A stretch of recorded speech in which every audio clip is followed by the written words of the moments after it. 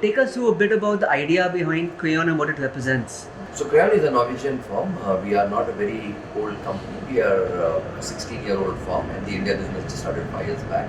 Right. Essentially, we are digital transformation experts, which means that we work with customers of all shapes and sizes across verticals, helping them in their cloud transformation journey. So essentially, our approach to that is about entering a customer's premises, taking complete control of their software assets, really looking at what can be optimized from a legacy standpoint, and then really look at what can start now getting transformed into the cloud, right?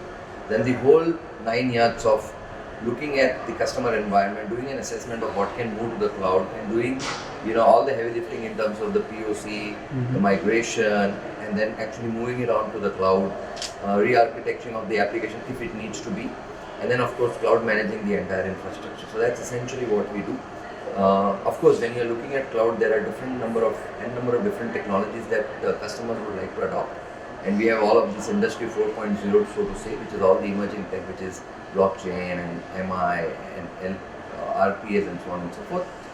So we have a team of cloud architects who works with all of these customers to really help them understand what are these various technologies that they can adopt as part of their digital transformation journey. Through your vision for the company in 2020 and even beyond for that matter. Yeah. So for people who have been working with us, they know it very well that now this is the 6th year of our operation in India. Of course, the first 5 years was more about building a base, getting the people, setting up the structure, really doing customer acquisition, right? So I would say that the first 5 years was more about acquiring customers, working with partners, acquiring skills and so on and so forth. Because we also work with a lot of software vendors, licensing is also a large part of what we do. That's given us a lot of inroads into different kind of customer environments, so that we can further our dialogue on the consulting and advisory side of digital transformation. The Vision 2020 onwards for the next 3 years is now to embark on a services transformation journey, which is looking at 4-5 things that we would want to do. This entire thing called software and cloud analytics, which is what I spoke to you about, which is this whole paradigm of what is your software estate, how can you get return of investments on your software estate is clearly one part of it. We have a large service called cloud economics. So a lot of customers today are going onto the cloud, but they realize after getting onto the cloud that cloud is not the answer to all their problems, right? In fact, things begin to get a little complicated once you move onto the cloud. So there is cost management, governance, data, privacy, all of that stuff. So there is a service that we run called Cloud Economics that really look at optimizing cloud infrastructures for our customers, helping them to see where things can get optimized.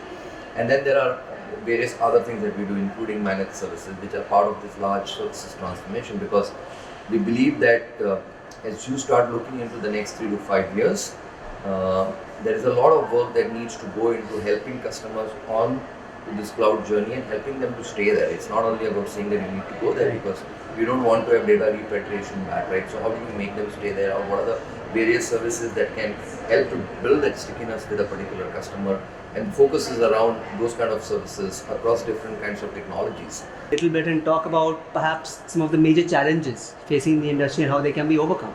So we talk a lot about digital transformation, right? But the base of it is the fact that it needs to go up to the cloud, right? You can't really, so to say, do something radically different when you have things on-prem. So the biggest challenge that I have seen is, this whole paradigm of moving itself on the cloud is not so easily adopted by many organizations, right? So I work with enterprise customers, I work with mid-market SMB.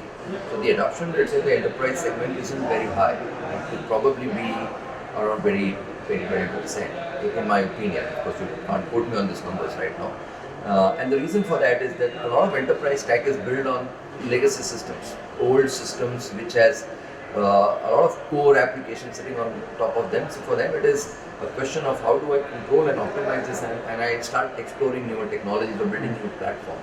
So to me the first challenge itself is about trying to move on to the cloud. Then there are a lot of other customers who say, I do not necessarily understand what are the workloads that can go there, what should I keep on-prem and what should I take on the cloud, which are the clouds, because there are so many options available, and today it's a hybrid is the buzzword in enterprise IT. There are so many options and available, right? There are Indian public cloud providers, there are the hyperscalers. So what workloads to take on what kind of a cloud? and which will give me the best ROI. That's a very, very complicated equation for most technology leaders to solve. So that's clearly the second part. The third is this whole thing about skill sets. People, you don't have people to understand what's happening. So many convergence of so many different kind of technologies. It is not easy to find people who will understand everything. Though most of these technologies are available in easily consumable form on most cloud providers, but it still requires a certain amount of skill set to be able to do that, and a lot of organizations struggle. And finally, it's the absence of strong use cases to see where are these technologies that can get adopted within a particular use case scenario. So there are very mature organizations who are doing it, yet they would come to people like us and some of my other friends in the industry and say, are there any more use cases that you can suggest? Can we have an open dialogue with your cloud architect team to say what else can be done? So I guess these are the 4 or 5 things which are critical from my side, which are actually an hindrance in progressing to the digital transformation.